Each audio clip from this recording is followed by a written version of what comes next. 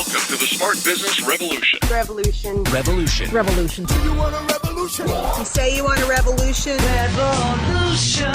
The revolution. It's going on right now. Welcome to The Revolution, the Smart Business Revolution podcast, where we ask today's most successful entrepreneurs to share the tools and strategies they use to build relationships and connections to grow their revenue. Now, your host for The Revolution, John Corcoran.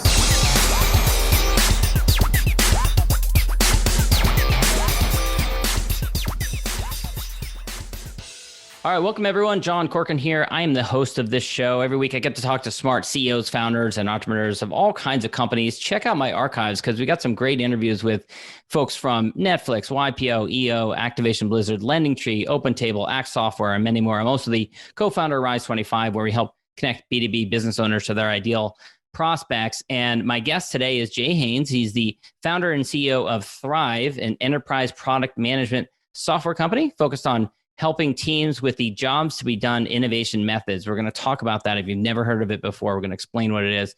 He's an award-winning entrepreneur and executive, 30 years of experience in software and investing. His customers, you've probably heard of a few of them: Microsoft, Dropbox, Twitter, eBay, Target, American Express, Oracle. Prior to thrv, Jay worked in private equity at GTCR and as a product manager at Microsoft, and also served as the CEO of Strategyn, which is a product strategy and innovation consulting firm.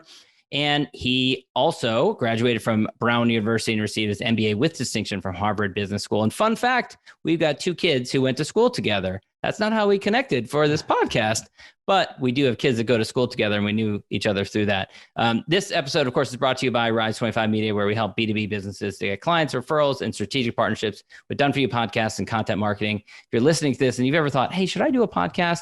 I tell every single person I meet they should, because it is such a wonderful way to build great relationships with great people and talk to smart people like yourself here today, Jay. And so if you have any questions about it, email us at support@rise25media.com. All right, Jay, I'm so excited to talk to you about this here. And I want to start by asking you about a pivotal relationship in your life. Okay, young Jay Haynes goes off to get his MBA at Harvard, and you meet Clay Christensen. You know, he's a scholar, a professor at Harvard, very well regarded.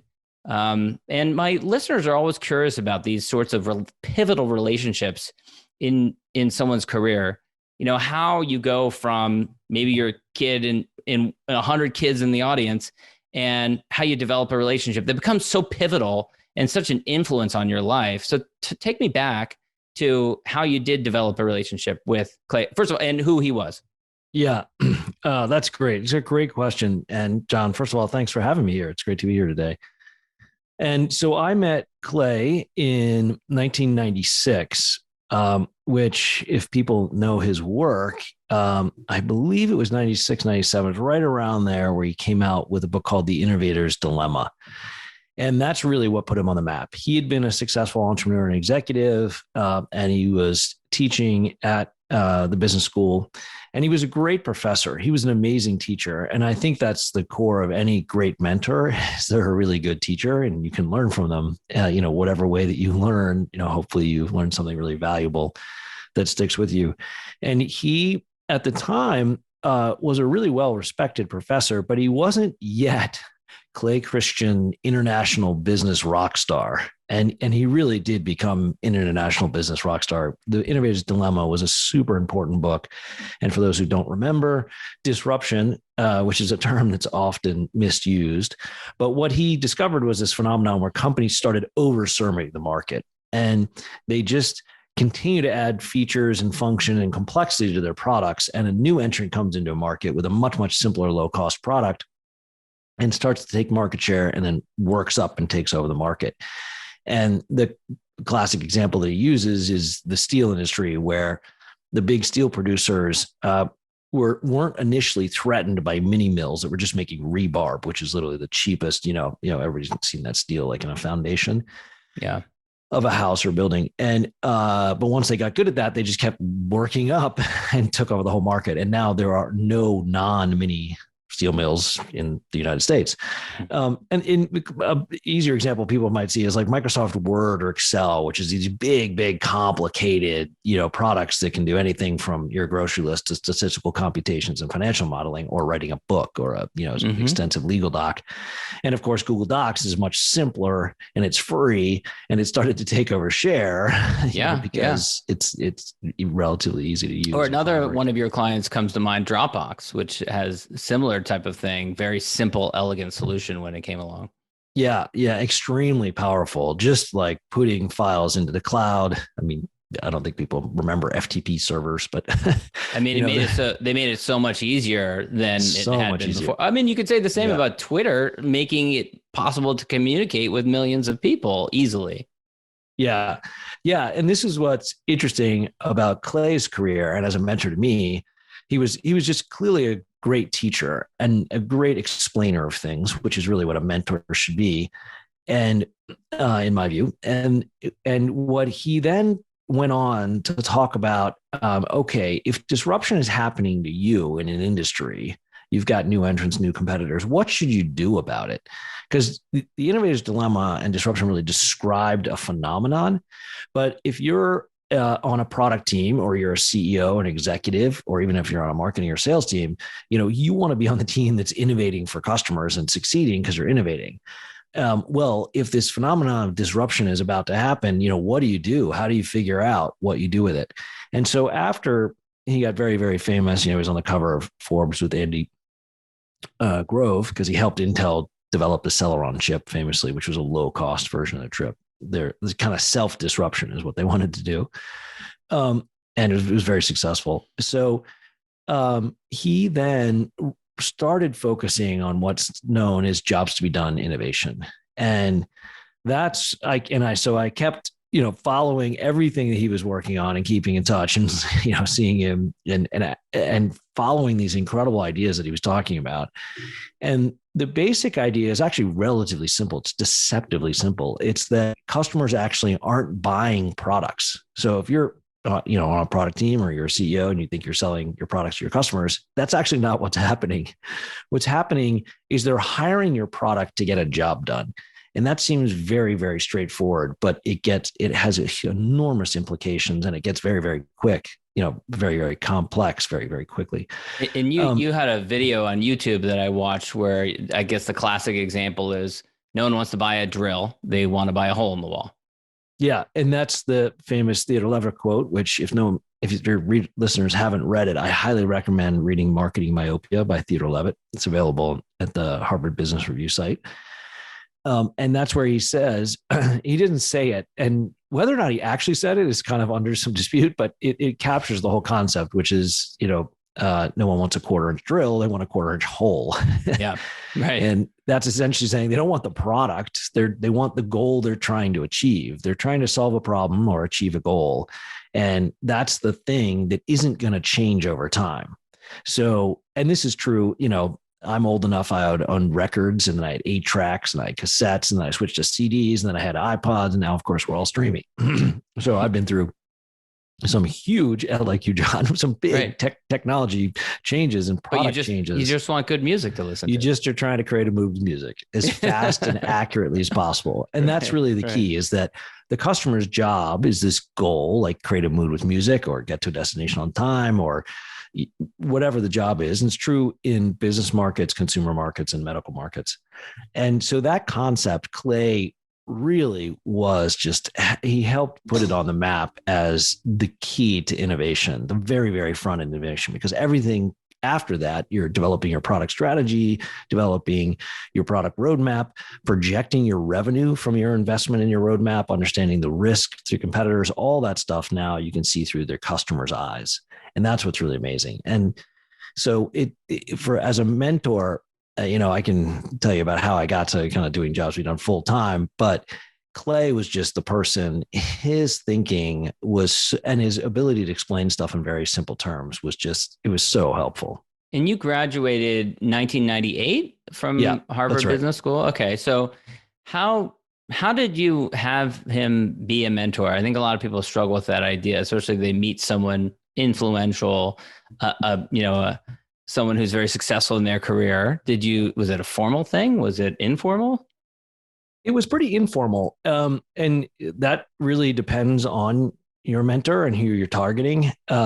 Because, he's a business school professor. And then obviously I was a student, and then I was an alum. So I would also see him on a regular basis, just going back to reunions and things. And so it was, it's informal. I also had the advantage of he published a lot of stuff. So you get to be mentored by someone who's publishing. And then when you're thinking about the mentoring, you get to follow up by this, comparison to what's in the published work combined with what, you think about in the conversation with your mentor and all that. It's ideal to have a professor as a mentor, which is why a lot of people do, because how you teach is, the essence of mentoring. And it just started as me being a student in the back of the class, just having to attend this class that was required, and he was the professor. So in that way, I got lucky. I got lucky that he was a professor. Right. So he comes out with the jobs to be done framework. How did you integrate that into the professional work that you were doing? Yeah. So I had always been curious about this question of innovation, which underlies the growth of everything. And I started my career almost by accident in getting into the finance world, buying companies. And when you buy companies, that's a really funny statement, by the way. I accidentally started buying companies. The story is kind of crazy. But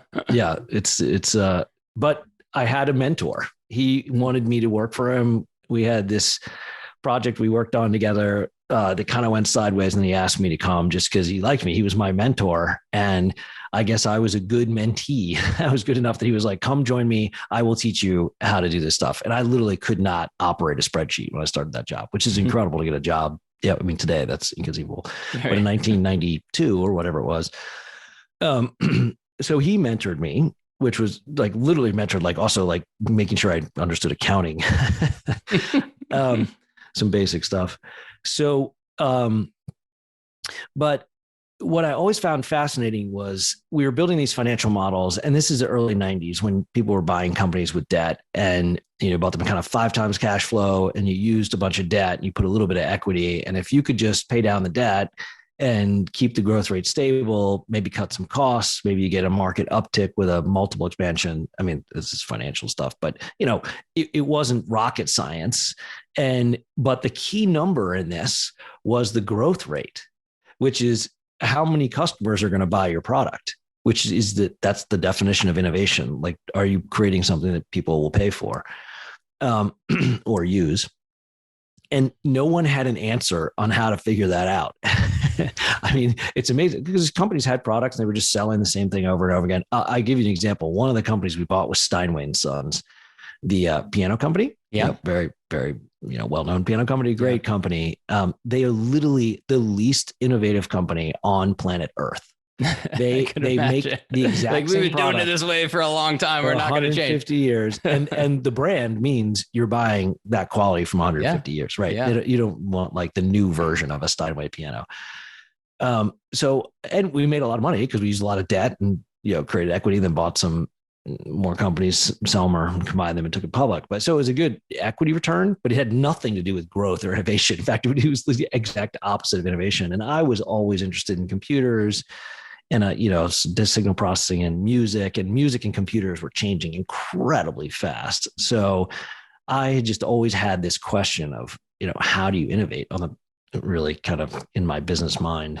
Yeah. And, on the topic of mentorship in general, before you started, I think this was before you went to get your MBA, you co-founded an aviation focused consultancy with your father, who was a decorated Navy pilot. Talk a little bit about that experience and what that was like working with your father. Yeah, he's an amazing guy. And of course, my number one mentor. And I hope for everybody out there that they get to have a father like mine, because not everybody gets to have a father who is really a mentor.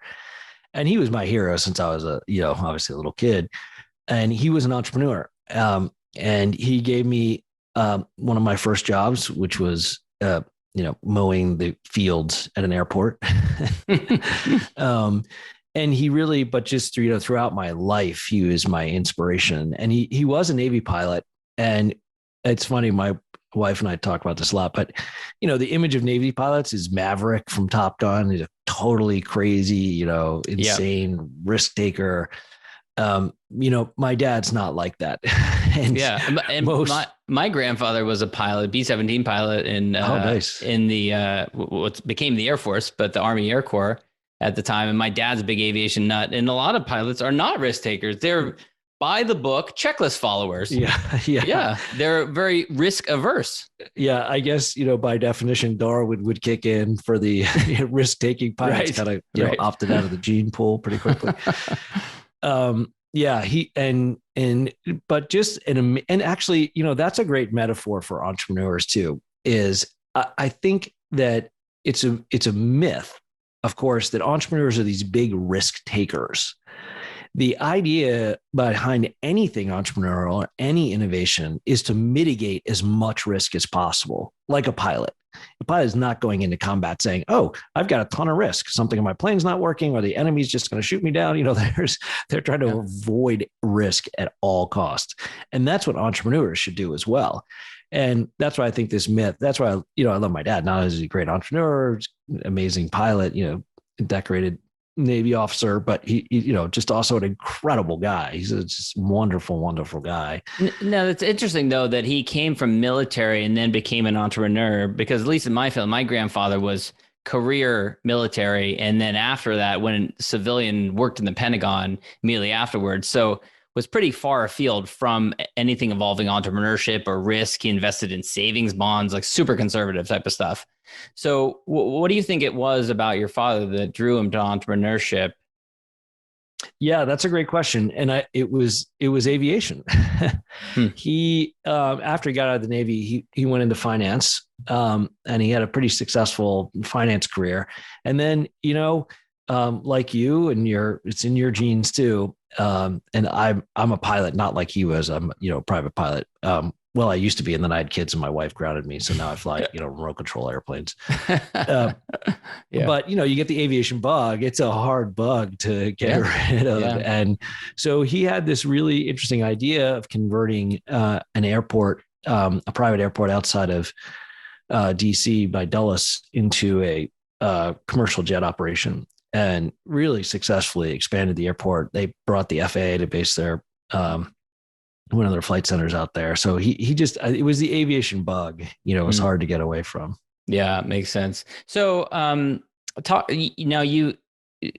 flashing forward in your career here. Strategyn, tell me a little bit about that experience. And because you went in, you were teaching for a little while. And then how did the CEO opportunity come along with Strategyn? And then is that the point that Jobs to Be Done came into your professional career?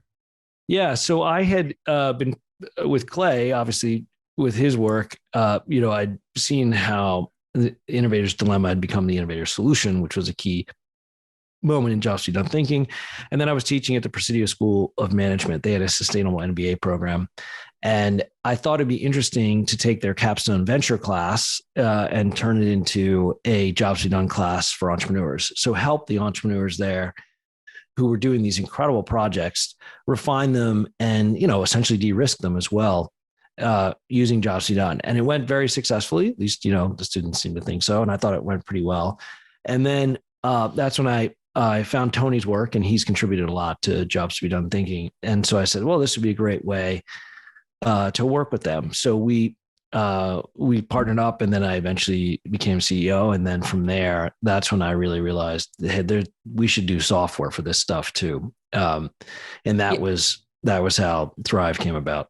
Yeah. And I wanted to ask about that because, a lot of my listeners come from a professional services background, but there's always the constant struggle of how do you create something that's more scalable, that's bigger, that's a saleable asset. So were you thinking with Strategyn, this needs to be software and you had to go off and do it on your own? How did thrv come about? Yeah, well, I would say broadly, it's interesting for your listeners who are out there thinking of how to, essentially productize their services. in software. JTBD helps you with that too as a framework, because if you think about it, if you're providing services to a company or a client, they're trying to get a job done.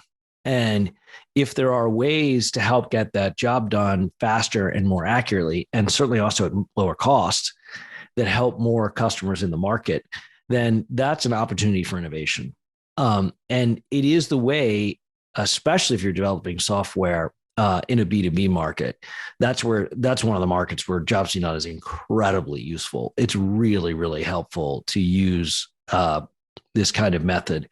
It doesn't work in every market. It's not going to help you write a better screenplay or compose a better symphony or write a better song, but or make a better video game. I don't know how I would do that, but it's very, very good in these types of complex functional markets.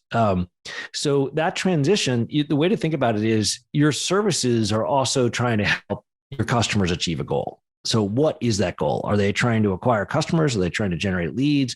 Are they trying to optimize cash flow? Are they trying to reduce costs? Are they trying to manage vendors? Are they trying to comply with regulations? There's so many jobs, and those jobs, a statement like that, like whether or not you're trying to acquire customers, okay, that seems pretty straightforward. That's why companies are hiring, Salesforce, right, as a CRM. But the domain of acquiring customers is incredibly complex. So if you're trying to take your services, and someone who's in a service business probably already knows this already, like what part of acquiring customers are they actually helping with, right? And the job and the domain of acquiring customers is incredibly complicated. And that's what JTBD helps you do, is break down that complexity and then identify where there are market opportunities. So I'll give you an example that everybody knows, and we use this example all the time. But Apple and Google Maps are products, and they're being hired to get to a destination on time. Well, getting to a destination on time, like acquiring customers, is a goal, of course. And you can break that down into steps and customer needs, basically things people need to do to get to a destination on time. And that job has 16 steps and 106 needs. So it's incredibly complex, and yet it seems relatively simple. Like I just type in my address and Apple Maps tells me where to go. Well, it didn't always tell me where to go. They messed that up when they launched it, but now it seems to work. But that's what you need for innovation. So if you're trying to switch from a service to a product, that's okay. Just figure out first, where are people struggling to achieve the goal that you're helping them with? And then can software help them do that faster and more accurately? That is the foundation of innovation. And there was an interesting example that Clay gave about a milkshake. He advised McDonald's. Do you recall that one, or can you? Yeah, that's very famous. Okay. That example, it's great on so many levels, and it's a little crazy on some other levels. So the great levels are, if people don't know this, you can search milkshake marketing; it'll come up, instantaneously. But basically, he was doing research, I think with a team, and they discovered that 40% of milkshakes were bought before 10 a.m. Yeah, that's mind blowing. Which it seems insane. And it seems like people are just eating dessert for breakfast. Like what? Yeah. What's going on there? That seems odd. So when they explored it, well, this is where JTBD can be really useful, and where why this became so popular is, well, what job are you hiring a milkshake to do? That's where you would ask the JTBD question about any product. Like, what am I trying to do with this milkshake? Well, it turns out people in the morning, they want something that has calories, of course, but they want it to be something that they can't consume quickly. So if you just grab a soda or even a cup of coffee, you might be done pretty quickly, but they've got a long commute. So they want to have this thing along the whole way. And it's hard to, suck down a milkshake very quickly. Yeah.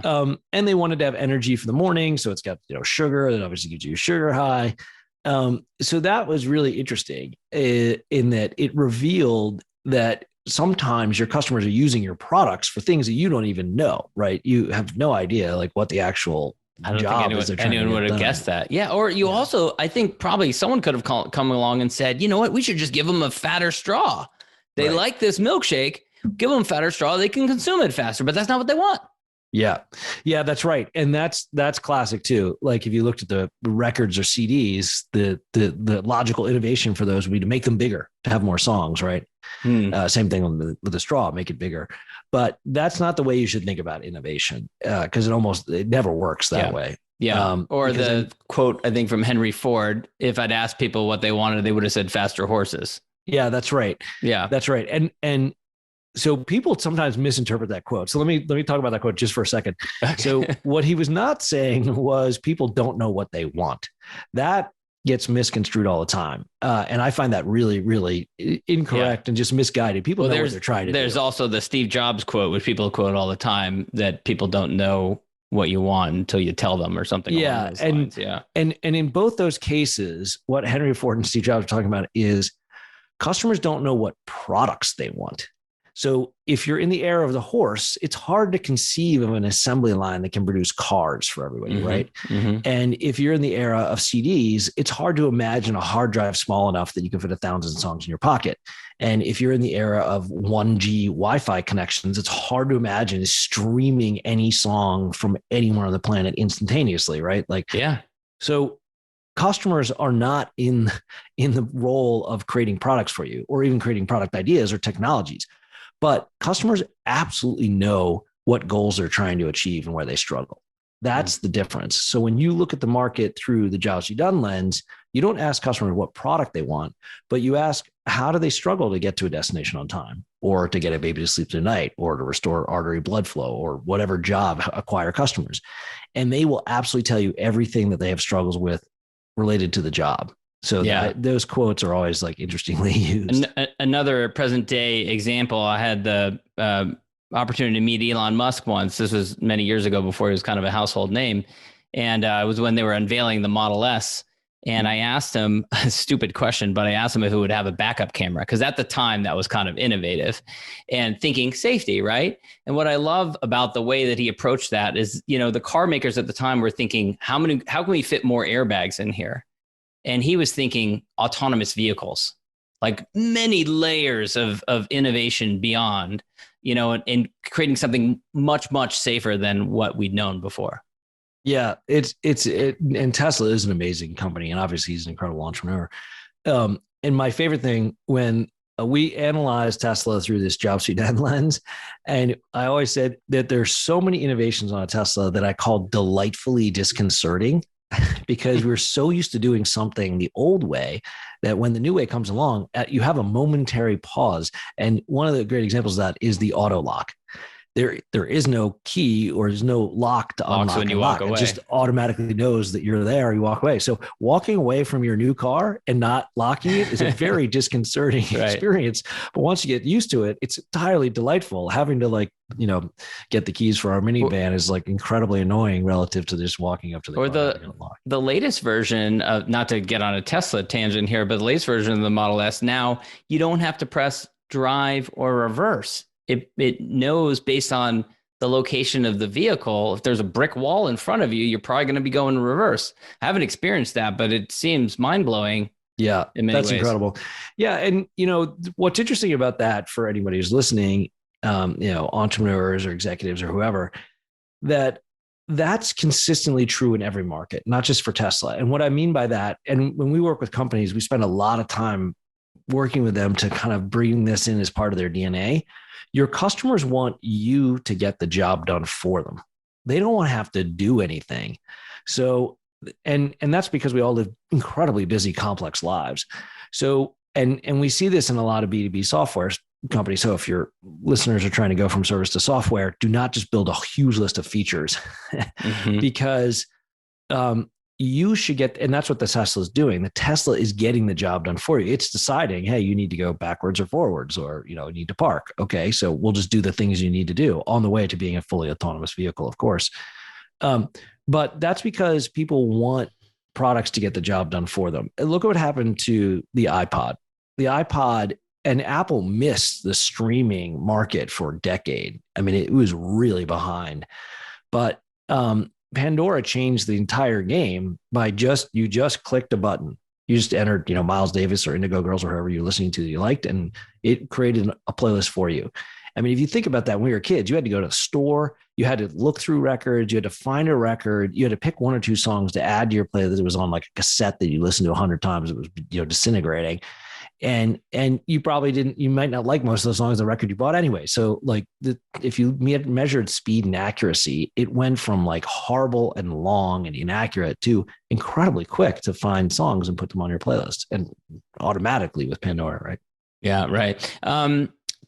We've been talking mostly about kind of the philosophy about around these frameworks, but I want to ask you from a business perspective, what was it like for you 8 years ago now to go from a consulting firm to starting a software company? What were some of the challenges that you experienced? Yeah. One of the things I would say is we knew that we were going to have both software and services. So the way that we thought about it was, we are going to go help our customers no matter what. Even in our first version of our software, which weren't very good, it takes a while to get software that's working well, especially, enterprise class software. So, but we knew we were going to help them, and we were going to use jobs to be done. So we had a method and a framework. And if we focused on that, we would be able to generate revenue and profitability early on. And I think this is actually a lesson for a lot of entrepreneurs, because the system especially out here in Northern California, is come up with an idea. First, come up with an idea, and then put together some PowerPoint presentations and go pitch Sand Hill Road. And hopefully, you get some seed money, and then you get a Series A and you're off to the races. That's okay. And if you can do that, that's fine. But even in parallel with that, you should always be focused on your customers. And having to start this business and just know we're gonna focus on revenue and profitability from day one, and that keeps you really honest as an entrepreneur as well, because you succeed or fail by your customers. That's it. I mean, business is not that complicated.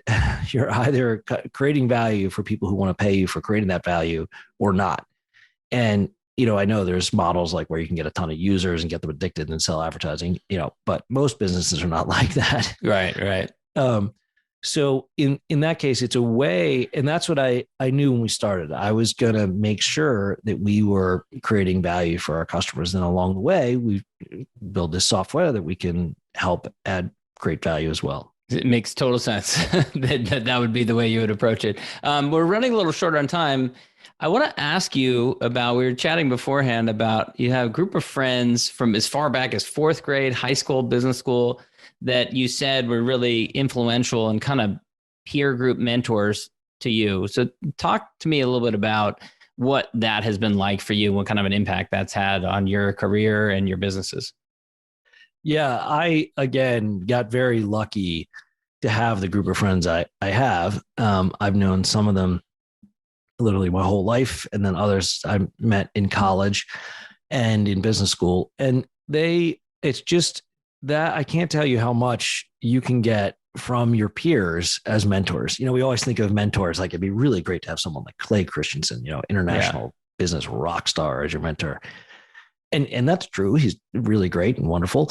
But it's also the amount you can learn from your peers and your friends is really just incredible. You just have to have a willingness to listen and to learn. And the amount that I've learned from my close friends is just extraordinary, just in how to think, in how to succeed, how to deal with problems. I mean, just in everything, but you're bringing your full self to anything you're doing entrepreneurial. So I think it's really important to have those kind of peer mentors. It's been extraordinary. Give me a story or an example of a time that they, helped at a pivotal point in your career or one of your businesses. Yeah. So I'll give you one story where we were going to present to some senior executives, a very big company. And one of my mentor friends had worked with them very closely. So he knew them. And I obviously checked in and said, hey, we've got this really high stakes meeting. Here's what we're doing. Here's, the presentation. Here's how it's going to go, the agenda, blah, blah. And his first response was, they've never seen anything like this. It was done in a very different way than traditional kind of corporate meetings and agendas. And so one, knowing Matt was extremely valuable, but also just having the confidence of him, saying, yes, I think this is the right approach. It's good. He gave some great feedback, some changes, edits, and just being able to have that perspective as a dress rehearsal. And this is what I love about having mentors too, is like everything's a performance. When you're at, a point in your career where people are serious and successful and professional, you've got to be able to play the game at a professional level. And that means using those mentors for confidence building, if nothing else, but also just as that rehearsal and feedback. And it's invaluable because they'll take the time too, because you're close to them. And, people are busy. They don't want to spend time working on your stuff. They've got all their to-do lists, Yeah. And then sorry, go ahead. No, after you. The other thing I would say is broadly with my group, which is one thing I love about my group, is they love that they just have this extraordinary group level of intellectual curiosity and intelligence too. And that's been extremely valuable to me because we're constantly trying to build on the Jobs to be Done innovation theory foundation. There's still lots of stuff to explore. And that's what I think is really nice is it's also an evolving thing. It's not standing still. It continues to improve. And having that kind of intellectual input from mentors at, it's an interesting type of questions we're trying to answer about innovation theory, innovation process, why people want things, what are human needs? I mean, they're almost philosophical questions. And having a group that you can engage with, whatever it is that you're looking for the mentors for, it might not be this kind of intellectual, theory level stuff, but if that's the type of thing, it's good to have those group of mentors because the group of mentors just as a group also helps, rather than just an individual mentor. Yeah, totally agree. Jay, this has been great. thrv, thrv.com is the website. Where can people go to connect with you, learn more about the work that you do? Yeah, great. Directly through thrv, thrv.com. And on LinkedIn, I'm pretty findable on the internets. Excellent. All right, Jay, thanks so much. Great. Thanks, John. Thank you for listening to the Smart Business Revolution podcast with John Corcoran. Find out more at smartbusinessrevolution.com. And while you're there, sign up for our email list and join the revolution. Revolution. And be listening for the next episode of the Smart Business Revolution podcast.